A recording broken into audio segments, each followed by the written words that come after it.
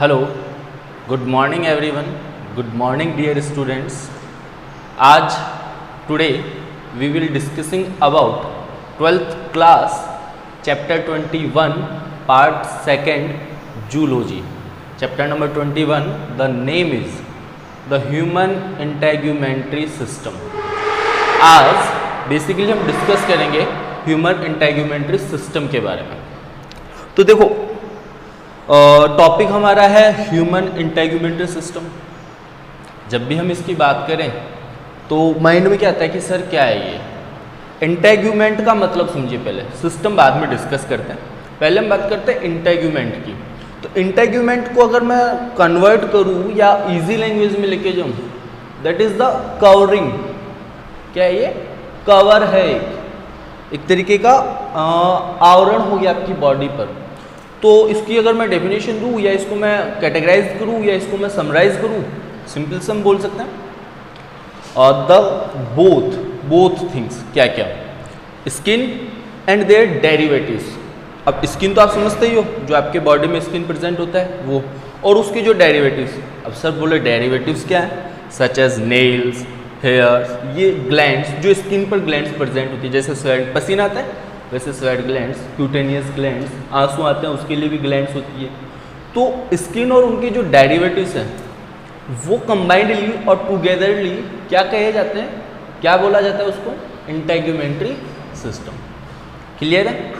Okay, now we will discuss about histology of skin. हमने बात की अभी थोड़ी देर पहले इंटेग्यूमेंट्री सिस्टम की। तो दो चीज़ों से मिलकर बना वो system. Two things are there. First one is skin and the second one is their derivatives. Then first thing, what is that? Skin. तो we will discuss about histology of skin. तो जब भी हम histology of skin की बात करते हैं तो हम इसको कैटेगराइज कर देते हैं। क्या करते हैं? हम इसको कैटेगराइज कर देते हैं। First epidermis and second dermis. Now we have two topics. First one is epidermis and the second one is dermis. We will discuss now epidermis. तो एपिडर्मिस की जब भी हम बात करें, हमें इसके कुछ जनरल फीचर्स के बारे में ध्यान रखना है। क्या क्या है वो general features? First, it's originate from embryonic ectoderm. इसका ओरिजिनेशन जो होता है वो कहाँ होता है? एम्ब्रियोनिक एक्टोडर्म में होता है। फर्स्ट थिंग, जब भी हम एपिडर्मिस की बात करते हैं हमें ये ध्यान में रखना होता है कि इसमें कितनी लेयर्स हैं। तो जनरली इसमें देखो कितनी लेयर्स हैं, फर्स्ट, सेकंड, थर्ड, फोर्थ, 5। तो जनरली इसमें 5 लेयर्स होती हैं। कितनी लेयर्स होती हैं? 5 लेयर्स होती है। कौन कौन सी? नाउ अब हम बात करते हैं इनके 5 लेयर्स के बारे में, कौन कौन सी है। सबसे पहले हम इनके नेम्स के बारे में बात करते हैं। First one is stratum Malpighii. क्या है फर्स्ट? स्टर्टम मैलपिगी, और इसी का दूसरा नाम है स्टर्टम जर्मिनेटिव। क्लियर है? Second, stratum spinosum. Second one is stratum spinosum. Third, stratum granulosum. What is that? Stratum granulosum. Fourth, stratum lucidum. What is that? Stratum lucidum. And last one is stratum corneum. What is that? Stratum corneum. एक बार वापस से revise करते हैं 5 को। स्टर्टम मैलपिगी, या फिर इसी का दूसरा नाम stratum germinative. Second one is stratum spinosum. Third one is stratum granulosum. Fourth, stratum lucidum. Fifth, stratum corneum. ठीक है, आगे हम बात करते हैं। अब हम बात करते हैं स्टर्टम जर्मिनेटिव की। आपको बेसिक से 2 3 पॉइंट इन 5 लेयर्स के बारे में ध्यान रखना है। तो स्टर्टम जर्मिनेटिव की हम बात करते हैं। सबसे पहली चीज़, ये स्किन के सबसे इनर मोस्ट लेयर होती है। कौन सी लेयर है? सबसे इनर मोस्ट लेयर। जैसे मान लो ये आपकी लेयर्स हैं, तो सबसे इनर मोस्ट लेयर क्या होगी? ये होगी। तो सबसे इनर मोस्ट लेयर कौन सा है आपका? स्टर्टम जर्मिनेटिव या फिर स्टर्टम मैलपिगी। पहली चीज़ इनर मोस्ट है। सेकेंड थिंग, लिविंग सेल्स होती है इसमें। इसकी जो सेल्स होती है वो कैसी होती है? लिविंग सेल्स होती है। एंड थर्ड थिंग जो सबसे इंपॉर्टेंट है इस लेयर में, कि इसमें पिगमेंट पाया जाता है।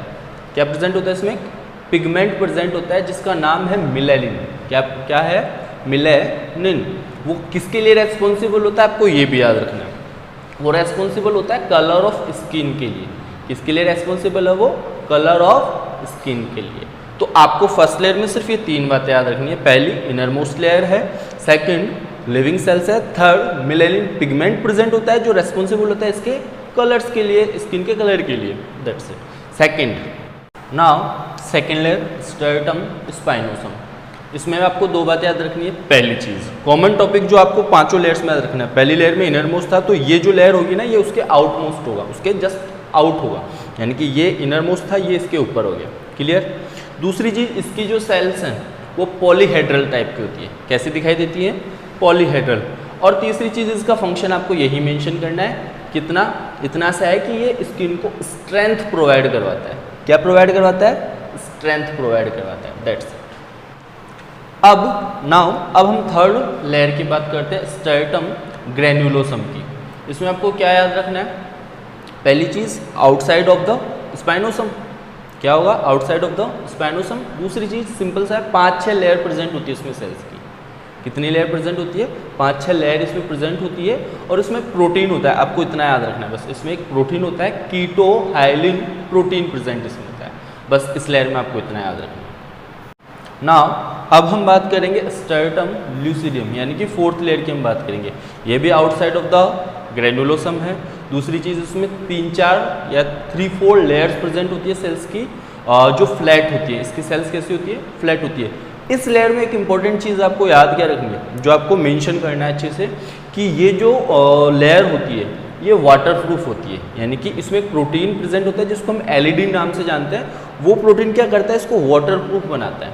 तो इस वजह से हमारा स्किन के जो होता है वो कैसा हो जाता है, वाटर प्रूफ हो जाता है। इस लेयर में आपको इतनी याद रखना है। ठीक है।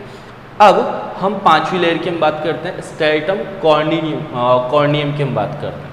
ठीक है।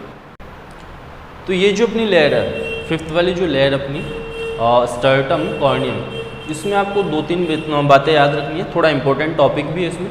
पहली चीज़ तो ये सबसे आउटर मोस्ट लेयर है, ये स्किन की सबसे आउटर मोस्ट लेयर है एपिडर्मिस की। दूसरी चीज़ ये, इसमें डेड सेल्स प्रेजेंट होती है। इसकी जो सेल्स होती है वो कैसी होती है, डेड सेल्स होती है। तीसरी चीज़ आपको इसमें ध्यान क्या रखना है कि इसमें केरेटिनाइजेशन वाला प्रोसेस होता है। अब ये बहुत इंपॉर्टेंट टॉपिक है, नीट में भी इससे रिलेटेड क्वेश्चंस पूछे जा चुके हैं और पूछे जाते रहते हैं मतलब। तो केरेटिनाइजेशन क्या है, the formation of creatine protein. क्या होना, आपकी लेयर्स में एपिडर्मिस में the formation of creatine protein is known as keratinization. अब किस चीज़ को लीड करता है ये केरेटिनाइजेशन, किस चीज़ को लीड कर रहा है आपकी बॉडी में, क्या इंपॉर्टेंस है, तो केरेटिनाइजेशन की वजह से ही हेयर्स की फॉर्मेशन होती है और नेल्स की फॉर्मेशन होती है। तो केरेटिनाइजेशन समझ में आया आपको।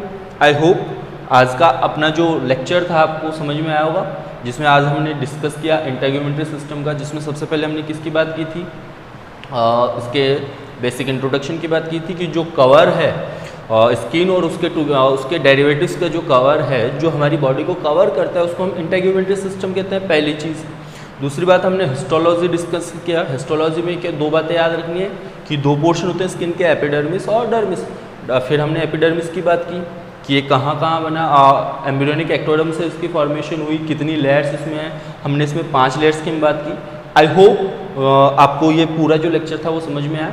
और इसी तरह इसी लेक्चर को हम कंटिन्यू करेंगे। नेक्स्ट वीडियो में हम डर्मिस का डिस्कशन लेके आएंगे। आई होप आपको ये वीडियो पसंद आया होगा। अगर पसंद आया तो please like, share and subscribe, और बने रहिए आपके अपने चैनल अनूप सिंह बैस के साथ में। Thank you.